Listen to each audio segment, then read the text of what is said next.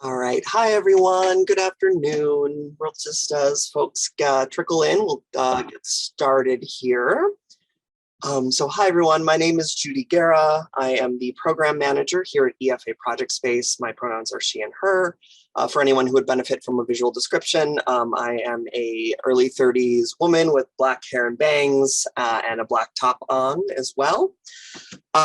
Great, so let's get started. Thank you for joining us for the open call info session Q&A. As you all are aware, we are running our open call through February 22nd, and we are excited to share with you more information about that and answer any questions you may have today. At the end of the formal program, so we're going to present for about 20-25 minutes, and then we'll open it up to questions from you all. But feel free to activate the chat, ask questions, make comments. Just remember, we are an inclusive and affirming space, so keep it positive, keep it moving, keep our eyes on the prize. And we will also we will also give visual descriptions as I did when we intro ourselves. And we should be putting on closed captioning here. Dylan, can we make sure that is on if it's not already? Awesome. Great. So we just want to give a quick land acknowledgement. EFA Project Space is located in Manhattan, so we do want to honor that by saying that our land acknowledgement is this is Lenape-Hoking, the Lenape homeland and gathering place for many indigenous nations and beings. When the unceded earth breathes again, there will be indigenous lives here, as there are now and have always been. It will still be Lenape-Hoking. We learn from the bedrock and commit to uplifting, honoring, and listening to those who are seen and unseen, present and future. So just a little info about us. So we are part of the Elizabeth Foundation for the Arts, most commonly known as EFA. We are a 501c3 public charity dedicated to providing artists across all disciplines with space, tools, and a cooperative forum for the development of individual practice. We are a catalyst for cultural growth, stimulating new interactions between artists, creative communities, and the public. For those of you who have not visited our actual space, EFA is fortunate enough to have our own building on 39th Street between 8th and 9th Avenue in the Garment District of Manhattan. We are made up of 3 programs within the foundation itself. There's the EFA Studio program, which is located on floors 3 through 10 of the building. They have about 70 member artists who are juried every 2 years to maintain their studio status at the program. There's, of course, us, the EFA Project Space program, which is the gallery public-facing forum of the foundation itself. And our neighbors on the 2nd floor of our building on 39th Street are the EFA Robert Blackburn Printmaking Workshop, which is a great printmaking program. Bob Blackburn being one of the most important printmakers of the 20th century, including a very prominent Black printmaker. They offer archive tours as well as classes, and are one of the few print shops to have a full risograph facility in the city. So that's pretty cool. Great, so that kind of gives you a little bit more info on that, the 3 programs that make up EFA. And, we work together as 3 programs. While we are 3 distinct individual programs, we're not siloed. There is a lot of cross work between the programs. Currently, right now, our exhibition Cosmic Geometries, one of the co-curators of that, is a studio member and has been a longtime supporter of ours. So it's always nice to see collaboration within our community itself. So a little info on Project Space itself. For those of you who haven't been able to visit our gallery, we are a roughly 2,500 square foot gallery program space itself. We're located on the 2nd floor of EFA Center. Annually, we do produce about 5 full exhibitions, as well as 2 or so artist projects a year. One of our other programs that we run is the Shift Residency, which is a residency program for arts workers who are also artists. So folks who are working 32 plus hours a week at a job somewhere in the arts and culture sector, who also have artist studio practices. So we run a residency specifically to support them. We currently have a cohort of 6 that began with us in January, and they will have an exhibition in our space this coming summer, curated by Claire Kim. We also run a number of curatorial fellowships, 2 to 3 of those a year, which take either grad students, undergrad students, or recent graduates who are interested in curatorial processes. And we pair them up to work with curators on specific shows. Those, of course, are all funded. We also do run a curatorial incubator, which you'll notice is a question on our application. This is for folks who maybe have not curated before, or are new to curating, or artists who are crossing over, switching teams to the curation side. So the incubator is basically more intensive support from us at the project space staff to help realize your curatorial vision. And I see Dylan is back, so I'm going to hand it over to him. Hello, everybody. I'm Dylan Gauthier, the program director at EFA Project Space.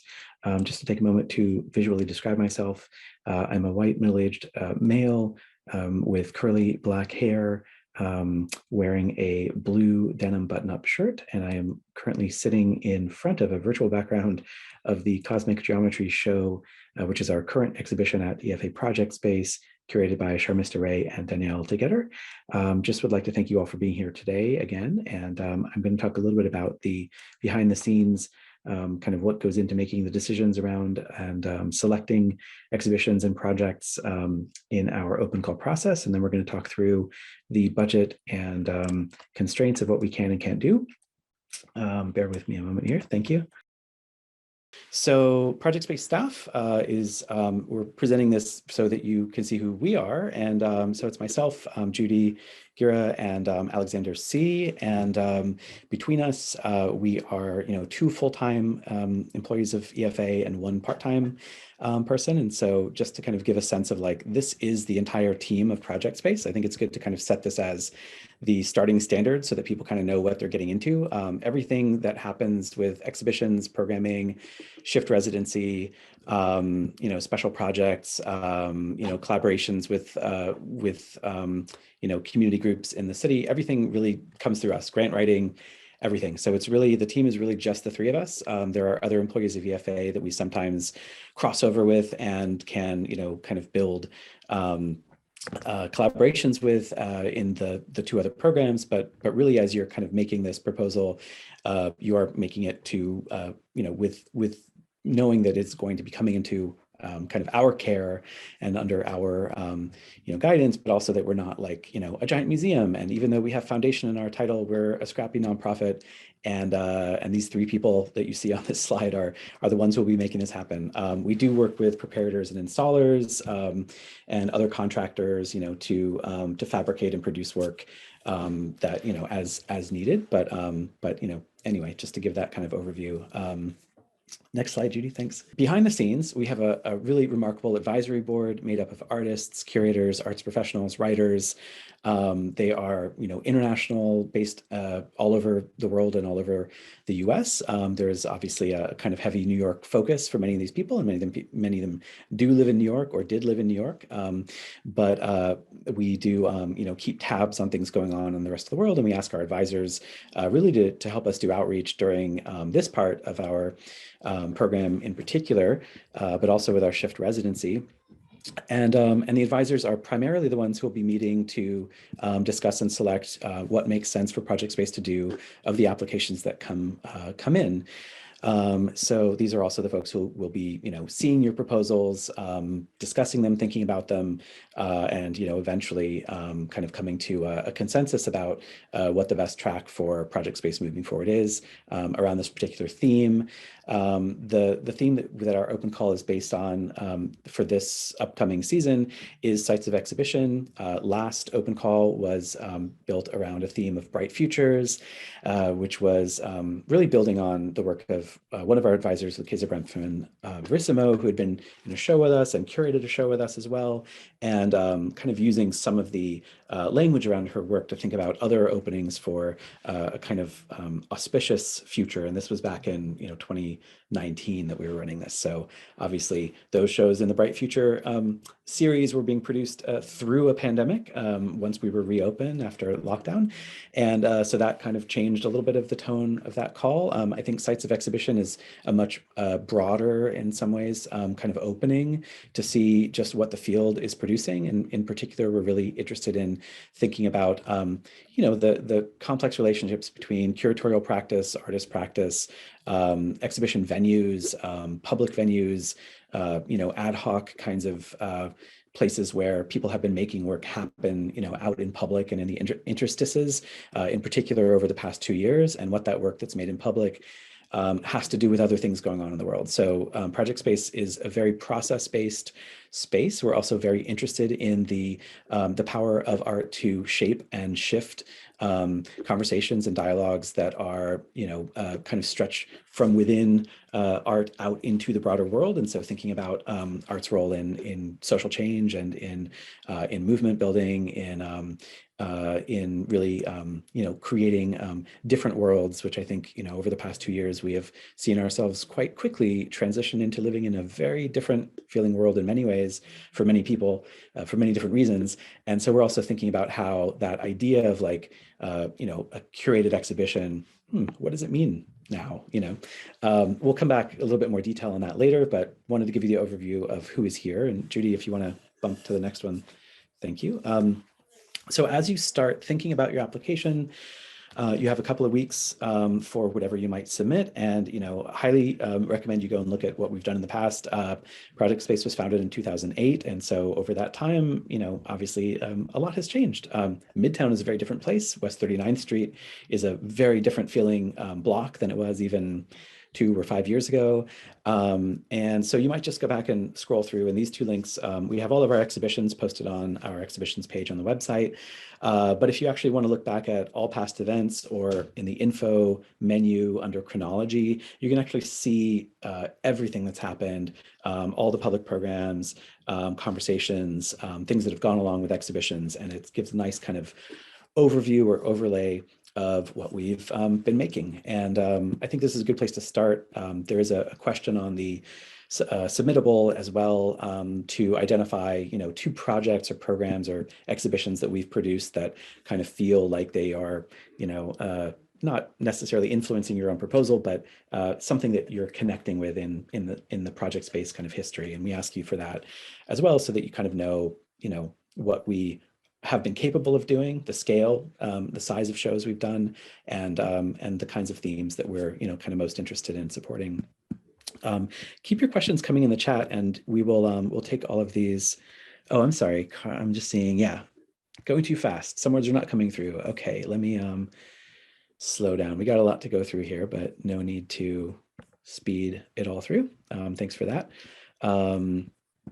How can you get assistance as the curatorial incubator? We'll come back to that as well. Carmen, thank you for that question.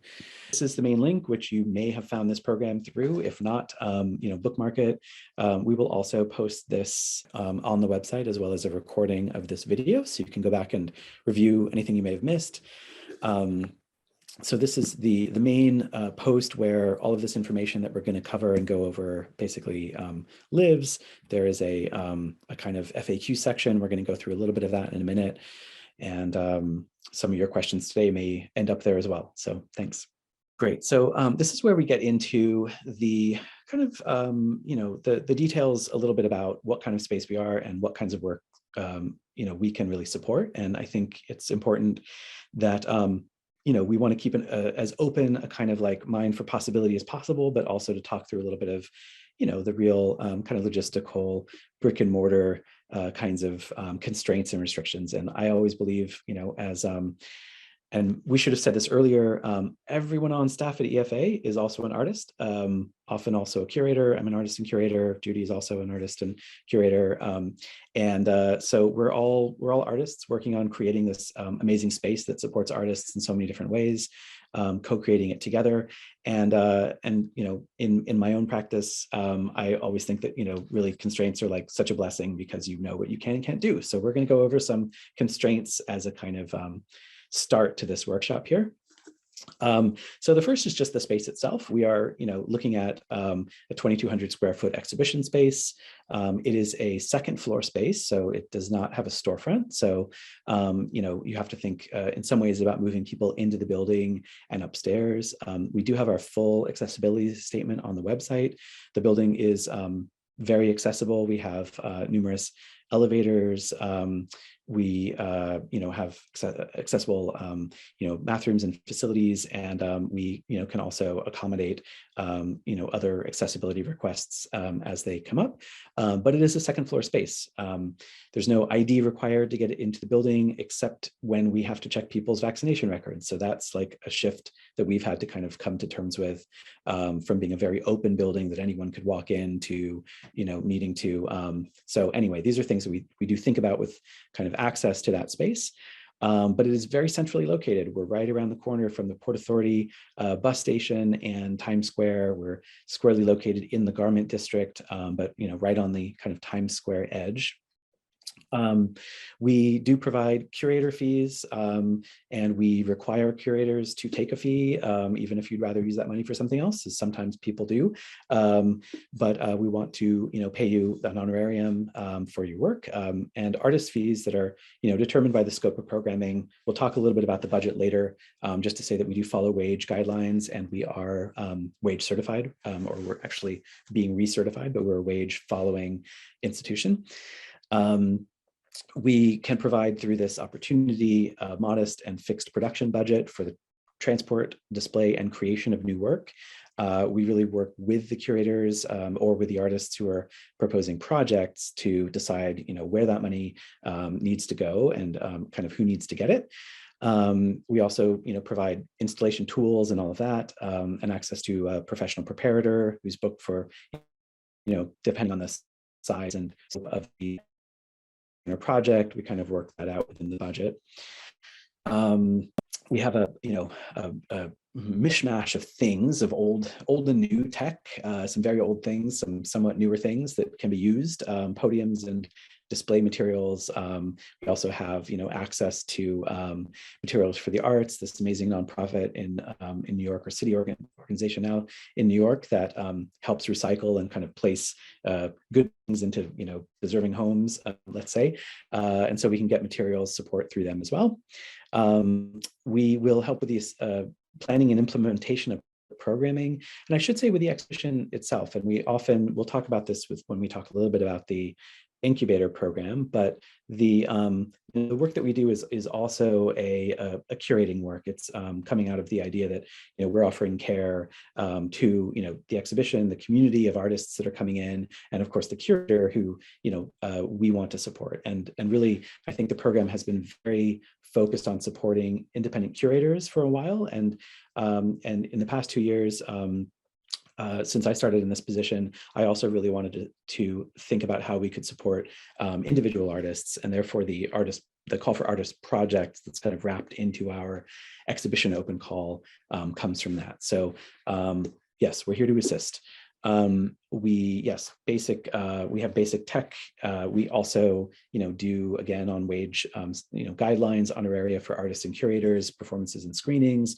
That's all included in the exhibition budget. We have a limited shipping budget, and so this has to be considered if people are planning on bringing in artists from all over the world. We have to have some way of funding that. I would say that we can do kind of modest, FedEx or UPS shipments, and we typically hire a art handler for a day to pick up things in and around New York City and the extended kind of New York area.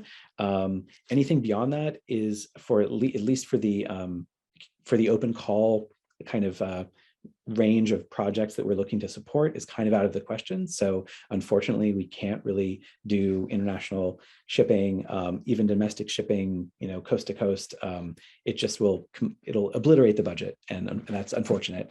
There are exceptions when there's other funding that can be acquired or secured, I should say. But this is a good guideline that you're really kind of having to think a lot about. Now, of course, videos and ephemera, publications, these things ship easily, but we do think about kind of what we can and can't provide within where things are coming from.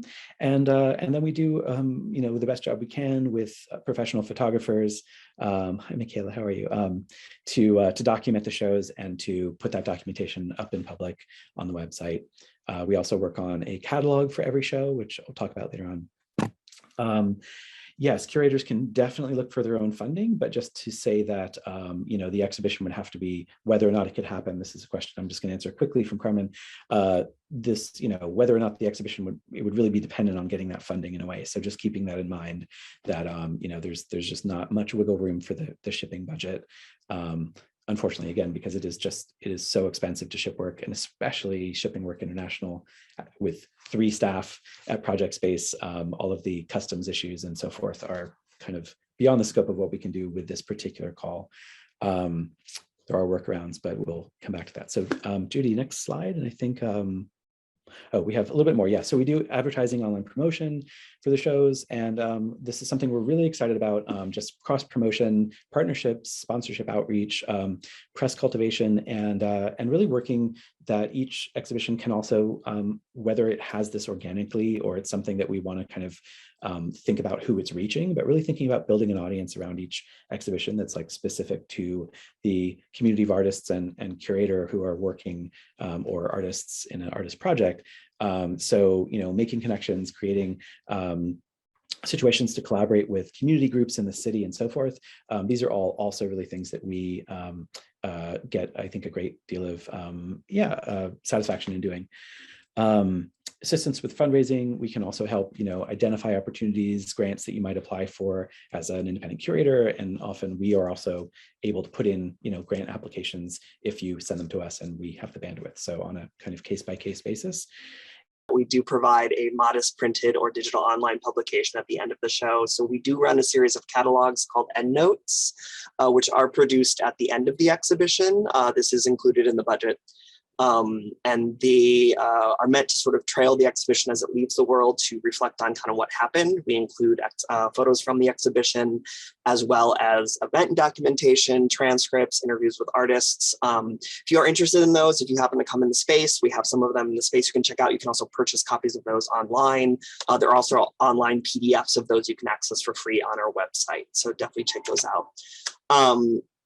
So this is perfect because this is where I was going to take over anyway to say what we cannot provide. And this is in no way think of it as being like, no, we can't do this. But this is just, again, as Dylan said, the realism of having just, a very small staff and budget. And the question here. So yeah, this question about looking to program like events, talks, performances within like a series, definitely that's a conversation we can talk more about the specifics of that later in the Q&A, if that's okay. So to talk about sort of what we cannot provide in terms of like thinking through exhibitions and projects, there are just some basic things. So obviously we would like everything to address our theme. So thinking about this sort of, and it is a broad theme, thinking about exhibitions and how that's been altered and changed and how we move through gallery institutions as curators and artists. In general, exhibitions involving more than 10 artists are no. Obviously, we have had exceptions to this in the past. Our current exhibition is a large survey show.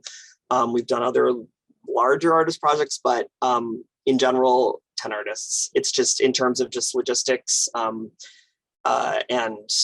honorarium, and again, not obliterating your budget with having to, provide honorarium for a huge amount of artists. It just then, it becomes a strange thing where we can't support the show fully.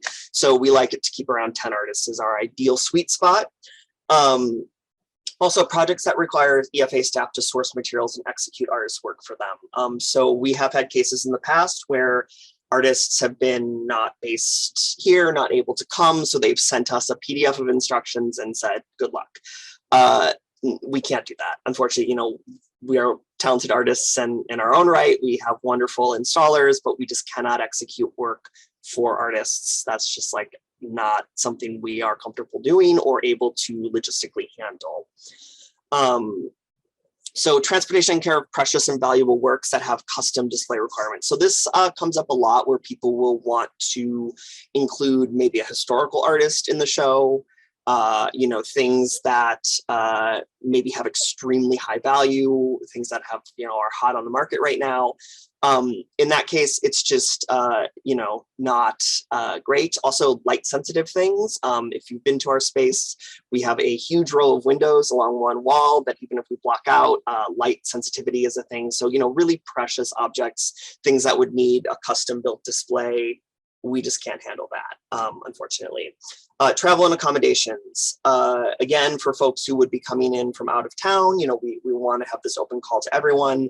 However, we just, in our budgets, do not have it in us to cover travel and accommodations. Again, going back to the comment before about perhaps trying to find outside, you know, sources of funding or grants from your own, you know, if that's something you would like to do to try and support either bringing folks in or bringing, you know, different voices in the room, of course, we will help you in that process, but we cannot provide travel and accommodations. And then rental or acquisition of high-end tech equipment that's not included in our inventory. So in general, our inventory is a standard range for a gallery. You know, we have flat screen monitors ranging from 19 inches to 60 inches. We have short and long throw projectors. We have a couple old tube TVs. We have media players, DVD players, speakers, standard AV rigmarole. If there is, you know, some sort of fancy projector needed or all of that, then we would definitely not be able to support that. That is not clear. Catherine, yes. I mean, I think we love to see how people interpret the theme. The question is, can we interpret the theme to explore an issue that is not commonly exhibited? Yes, absolutely, definitely. So for those of you who haven't been to our space, here is a sort of layout of what's going on of our gallery program. So the gallery itself is just a large space. We are fortunate to have a fair amount of space in Midtown. You can see at the bottom of the screen here, the 4 window bays. We do have an entire wall of windows, as well as sort of some different alcove areas. The area just next to the main entrance, please note that is an office area for our gallery staff, our docents, interns, fellows, as well as myself and Dylan will work down there. So we do maintain that as a office space. So just be aware of that when you're thinking through kind of how much space you have when you're proposing. There are also 2 movable walls in the space. And if you look through some of our recent exhibitions, you'll notice them because they do in fact move. So that is something to consider. They are a bit of a logistics planning to move, but that's definitely something we're more than happy to accommodate as we plan ahead for your exhibition to kind of create different feels to the gallery, create different areas of interest, separate out the space, things like that. In general, you know, our walls are about, we tell curators to plan for about 9.5 feet maximum height on our walls. The ceilings do go a little bit higher than that, but there are a lot of ceiling soffits that run through the space. It is an old space. We are an old garment factory from the early part of the 20th century. It has, as I say, character. So just if you're expecting like the ultimate clean white box, you know, we have some building New York character charm. So just keep that in mind as you are thinking through your usage of our gallery. Again, take a look at our exhibition budget, and this link will be available to you. You know, again, typically the budget breaks down into shipping, art installers, event support. The catalog is included in that, as well as curator honorarium and artist honorarium, which again are per the wage guidelines. If you're not familiar with wage, it's a wonderful organization that sets out to hold spaces accountable to basically providing within their means monetary support for the artists who they present, artists and curators. So that's definitely, and if your proposal is advanced to the second part of that budget, second round, basically, we will ask you to sort of start thinking through the budget, and you'll work through kind of a proposed budget for us so that we can kind of see, oh no, Dylan, yeah, I know, I hope you all like me because Dylan keeps disappearing. Yeah, let's continue on here. So we're gonna look at some of our past projects now. So the first one we're going to highlight is one of our favorites from 2020, the year of the the pandemic, the beginning of the pandemic, rather. This is the Immigrant Artist Biennial, Here Together, which was curated by Katja Krakowski and her team from the biennial itself. So this project was an invitation project. It did not come in through the open call, but it was just, we wanted to share it as an example of how the space can be utilized in a different way. And this is was a great survey of about 11 artists. Here, it was presented again in our standard time, which is around 6 weeks for an exhibition. And we also supported several events through this as we were in the pandemic. Maybe it almost goes to, she's always haunting us. Yeah. And so we support online events as well as in person. If there's anything the pandemic has taught us, it's that hybridity is the key. So we are able to support. The biennial had projects that were done, events that were done via Instagram Live as well as Zoom, which was a really fun way to look at how we can support performance as well as panels and like artist studio visits via digital means. Another example project we'll look at is curriculum, spaces of unlearning, or learning and unlearning. That was back in 2019. This project did come through our open call, curated by Stamatina Gregory and Jean Vaccaro. So this was a survey of artists working around sort of deconstructing feminism and ideals and how we learn and take in knowledge, both sort of institutionally and somatically.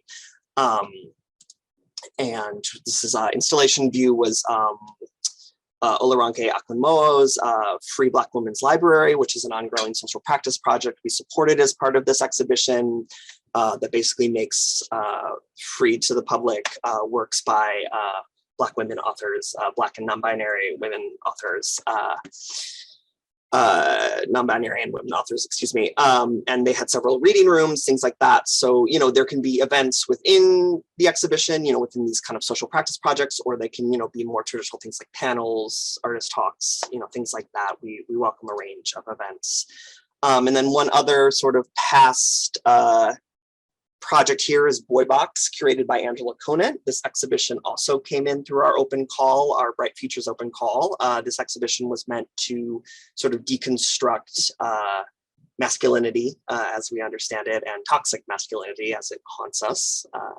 So this exhibition featured a group of artists, including some historical. We had David Wojnarowicz, piece from his estate in it, video actually, which was wonderful, and had this is an example of our catalog here, the endnotes, which are again released at the end of the exhibition. Just a picture of David's work there on one of our classic TV monitors. And then finally, for kind of an example of an artist project, this is a project that we did in December called Jank Museum, curated by Duplan and the Center for Afrofuturist Studies. We invited, or the Center for Afrofuturist Studies put out a call and invited 2 artists of color to come into the space for 2 weeks and create works of Jank art, basically. So they were given access to materials for the arts, all the fun stuff in our building, things like that, and created works in the space, speaking to their projects and also speaking to the idea of Jank and sort of wasted objects, and how those could be sort of repurposed for an art purpose. It was pretty cool. And we ended up having kind of like an open session at the end of that. So we're just getting into the submission part of our pause for your questions. Pretty straightforward. We're using Submittable as a system. The best thing with Submittable is, try to get your application in early, because sometimes there are things with all of these systems that they do break at the last minute, right? So we've extended the deadline through February 22nd. Application should be in by 11:59 p.m. Eastern, and this, I don't need to read over this. It's the same as on the website, but basically you're providing a description of the project, exhibition or event or series of events, if that's something that you're proposing. So, how does it respond to our open call, or, confront the open call, or however you want to kind of address the open call, theme. And then I think with any of the applications through EFA project space, we just ask you to be as specific as possible. It's really important that the selection committee and the advisors can, start to kind of see what this is. Where is it happening? Is it happening at, fully in project space? Is it happening in some other venue as well? The parts that are happening in project space, what do they look like? How are they making use of the space? And, in part this is because we do have a limited number of slots and a limited amount of resources as a small nonprofit. And then the space itself is a resource that is also very limited. So really thinking through projects that are going to be, really at home within the project space, within the boundaries and confines and constraints of what that 2,200 square foot space can actually present and produce. So it's not, it's not a black box theater. It's not a white box gallery with sweeping 20-foot high walls, with high ceilings. We have 9.5 foot tall ceilings. So we do have some constraints within the space. I think with this theme, we are also asking people to kind of think outside of the space. However, if you're planning an exhibition, it helps to kind of give some indication of what that would look like in the space. So beyond that, past projects, performances that might interest you or that you might be kind of thinking about having happened at project space, if those relate to what you're proposing. And we do like to start thinking about collaborations and working within community groups within New York City or outside of New York, or international groups. And so thinking about who your collaborators might be. They may be artists, they may be, writers, they may be activists. You may have a sense of a community that you would like to approach, but maybe don't have that contact or connection yet. That is totally fine. We don't expect you to have everything figured out about this proposal at this point. These are again happening, the very earliest this would happen, our first slot would be sometime in early 2023. So we have a year, we'll have about a year and up until the end really of 2024. So we have quite a bit of time to figure out those details, but just kind of your initial thoughts about who you're hoping to connect to with this. Let's go to the next slide because we have some project specific things here. So we also ask if you're applying to participate in our curatorial incubator. And typically we say, this is your first time curating an exhibition, or at least your first time maybe curating an exhibition in a formal exhibition venue. That's fine. And in fact, we're really, excited to support folks who haven't had access maybe, or haven't, had the resources to show in a space like ours. In Midtown Manhattan. So I think we avoid the words around like, emerging. You don't have to be an emerging curator. In fact, in the past, through our curatorial incubator, we've supported an arts writer. We supported somebody who's in a curatorial certificate program. It kind of just depends on how you're thinking about this opportunity as a kind of transitional place for you to take your work in a new direction. So, we don't also like necessarily always pick somebody for this, but it's good to know if that is something that you're kind of interested in working with us on. We provide more support and weekly meetings to kind of think through ideas around curating and specifically to like what your project or exhibition is that you're proposing. And these have been just incredibly I think meaningful both for us and for the people that we've worked with. Who wouldn't, necessarily have had the opportunity at this point in their careers to present the exhibitions that they ended up making. So it's a fun one for us. And then we do ask for references. Don't think that you have to provide people that we know. We just want to, at a certain point, we won't contact these until at least the second round, but and we'll notify you before contacting anyone. But just someone who can speak a bit to your ideas and what you might produce, and your ability to work under the kind of guidance or the framework of this particular program. So for projects, we are really thinking about artist projects, like who's an artist, who isn't an artist, doesn't matter. These are smaller projects. They tend to be shorter duration than an exhibition. Exhibitions could range from 6 to 8 weeks. Projects could be over a weekend or a single day or 2 weeks. They could also happen kind of at interstices throughout the year. In the past, we've had artist projects. So we did this really informally. the whole time, like I think since the beginning of Project Space, we've done like really informal, an artist comes in, does a one-off performance. So last open call, we really tried to formalize this a little bit more, to think about the kinds of support we could add to that. We basically took one show, one exhibition out of our budget and split it up so we can basically provide, 4 kind of chunks of, funding, staff time, logistics, over the year for different kind of, artist interventions. Again, doesn't matter so much how you identify yourself within this, but just thinking through, it's a kind of I'd say, artist projects don't even always necessarily have to make use of the space. It could be a series of events that are happening. We definitely have sponsored projects that happen off-site. We love to sponsor events that happen in like community spaces. We did a great for Dark Data, curated by G. Wesley, May Miller, and Bianca Dominguez. In the fall or the winter, we did an off-site performance in a community space called Power Plant in Brooklyn. That was, I think that kind of project we love to do as well. So just to this question that came in, let's see, for projects, we do ask you for like a rough budget. As I said, we tend to cap these around $2,000, but you may have outside sources of funding for them, or you may be envisioning something that would be a smaller like single performance. We're really open, and in a lot of ways, this is a way for us. The open call is always like this very fun and meaningful way for us to like survey the field and to just see, what are the conversations and ideas that are being generated out there, and also how can we support them. So I'll pause because I realize we're going late on our time here. Let's go to the next slide. This is all pretty straightforward stuff, but just to mention, we would like a preliminary artist list, whether you are submitting, a shorter project or an exhibition. Who are you hoping to work with? They don't have to be confirmed at this point. It's helpful to know if some people are confirmed or if you've like reached out to some people, especially depending on who you're naming, how likely are they going to be, or how willing do you think they will be to work with you? You can put that into the, detail here if you would like.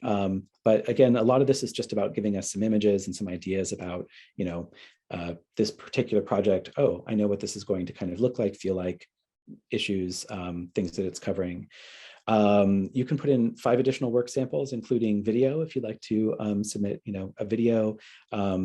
We also welcome you to submit a video where you would describe the project, but we do not require this by any means. So kind of hesitate to mention it, but whatever, if you would like to submit a video, you can add that into the additional work samples. And then we'd like your basic CV formatted as a PDF, but we're not we're not looking for like a huge record. And again, we have the curatorial incubator kind of opportunity. So it's really just to kind of see where your background is and where you're coming from. For sure, Liliana, yes, artist lists change all the time up to like the last minute, up to where the delivery truck is like waiting outside. No, not that bad, but they change. Yeah, and that's totally welcome and understandable. Next slide. Oh, if co-curators, yeah, I would say both CVs of co-curators. Thank you. Yeah, and if it's a collective that's applying, do your best. You can add, individual CVs or, write one for the collective, however you see that. Very straightforward. When you get into submittable, you will, see the link to apply. You'll then create your account. Please reach out to us if you have any issues, and reach out early. Obviously at February 21st, we're going to start getting probably bogged down with submissions at the last minute. So if you have a technical question or an issue that comes up, just try to get a hold of us in the next week and a half. That would be great. But either way, reach out through the project space at efanyc.org email, and I'll put that in the chat here as well. And I think that's basically the presentation. We'll go ahead and shift into taking some questions from everyone here. So you can go ahead and put your questions in the chat. And if you have follow-up questions, just email us at projectspace@efanyc.org. I'll go ahead and mute myself right now and let Judy take the first question here. Thanks. Yeah, so I see just a question from Catherine here, asking if it's okay to email us if ideas, might be a good fit. Yeah, I mean, obviously be mindful of our bandwidth and time, you know, just, I think, you know, succinct and definitely checking in if you feel like something may or may not, and you're not getting the answers you need either from the FAQ on our website or from our previous exhibitions. Absolutely, reach out to us. I placed that email in the chat. It's our general email. We see it, we check it, we'll respond. But yeah, absolutely. If you have you know, you're unsure and you just, you know, don't want to put the labor into doing the application, if it's something we're not, you know, isn't right for us, then yeah, absolutely, that's no problem.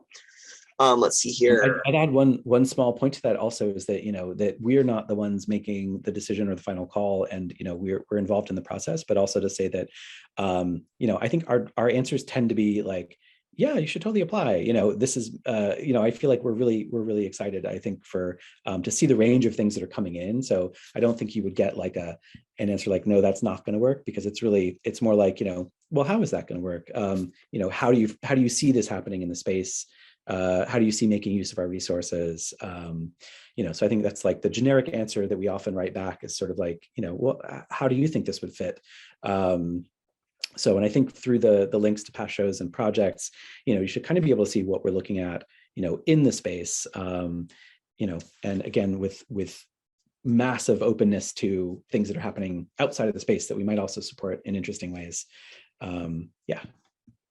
Great. And then it said, describe the on-call theme again and what it is that you look for that can attract us. Yeah, I mean, the call is definitely like, it's open in a way that, like, I kind of love how open it is, because it allows for us to kind of rethink exhibitions. So, you know, we've gone through this pandemic, we've all kind of, our lives in every way have been changed for every different reason. How we view art has been changed, how we interact with art. You know, we have screens in front of us and are seeing art in different ways, and just we're saturated in different ways with it. So we are wanting our people proposing to think through the idea of exhibitions. You know, what can they mean? How do they exist differently within the gallery space, or how do they augment how galleries are already, what they're already doing well? How can they exist offsite, online, or in tandem with the gallery physical exhibition?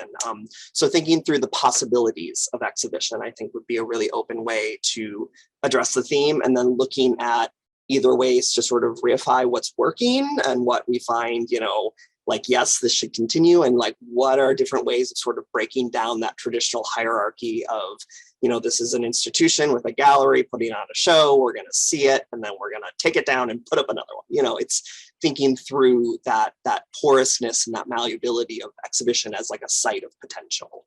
Hopefully that kind of answers that in my very art speaky way. Okay, let's see here. Dylan, do you want to take a couple of these? Or yeah, well, I'm seeing Kara. Kara's, I'm an artist with a curatorial project. Can envision needing support in managing artists if I don't have a formal curator helping me organize. Yeah. Do you preference artists proposing with curators, or is it okay for artists to propose?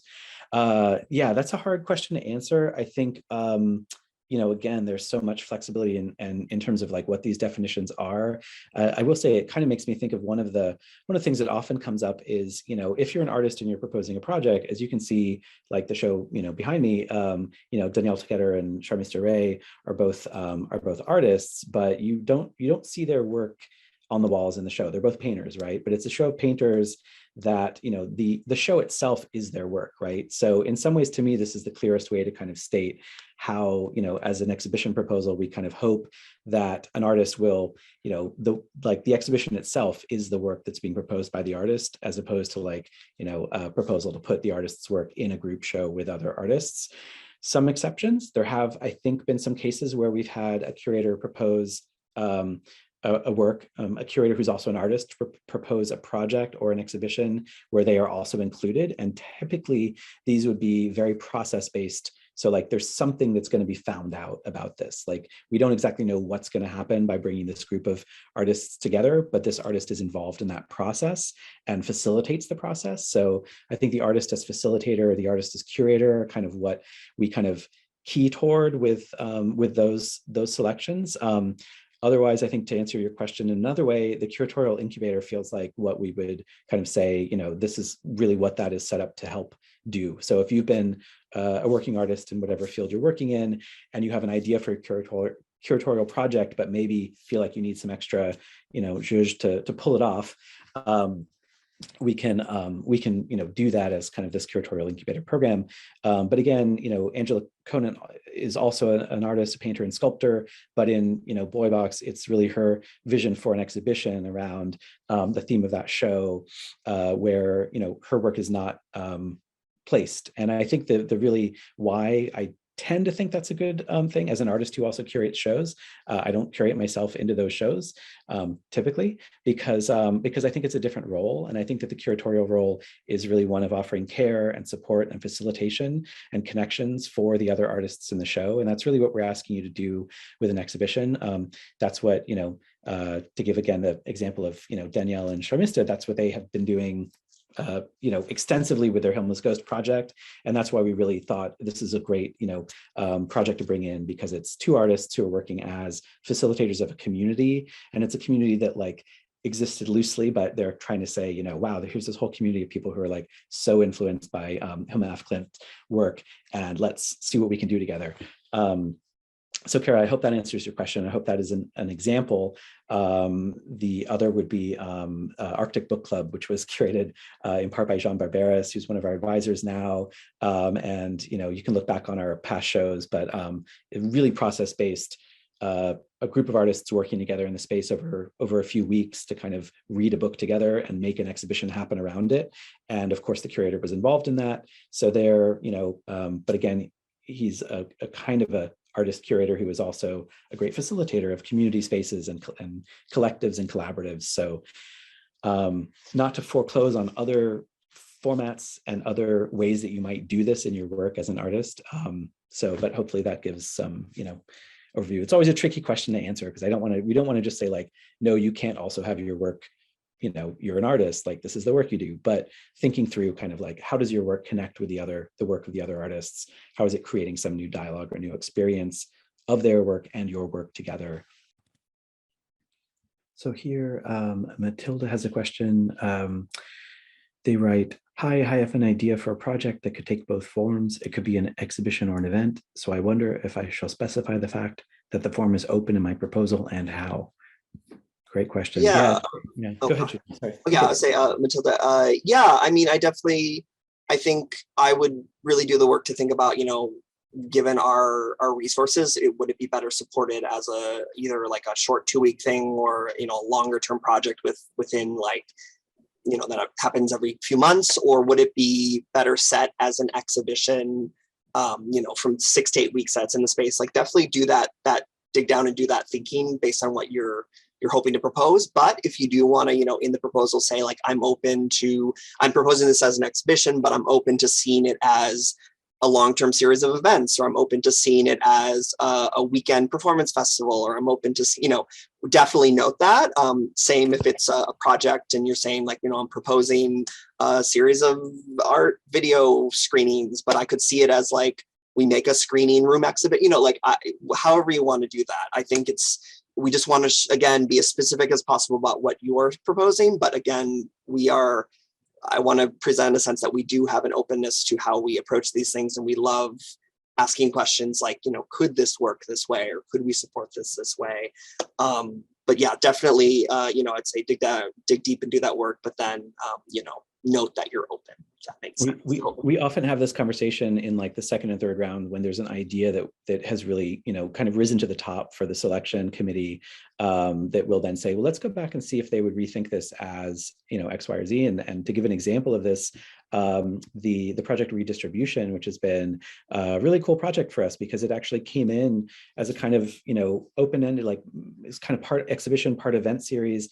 And it became a series of podcasts. And it was our first supporting of a podcast, hosting online on the website. And it's amazing. And their conversations are amazing. And, and it really felt like it felt like it found its format through, our kind of identifying, wow, this is a great idea. Let's figure out what this looks like. And so, yeah, really always interested and excited to kind of carry those ideas into new directions if you're willing to do that with us. Yeah. So it is 1 o'clock now. I know our presentation went a little longer, but obviously, again, we'll drop our email in the chat. You know, feel free to reach out if anything else comes up. Again, our FAQ is on the website. Submittable has all that information as well. Drop by and see the space. We are open Wednesday through Saturday, noon to 6. Our current show, Cosmic Geometries, which was in the New York Times last week, hey, is open through February 26th. So please stop by and see that as well. Yeah, any last words, Dylan? No, I think that's it. You know, thank you so much for joining us, and thanks, Judy. And we will, you know, look forward to hearing from you. And do feel free to reach out.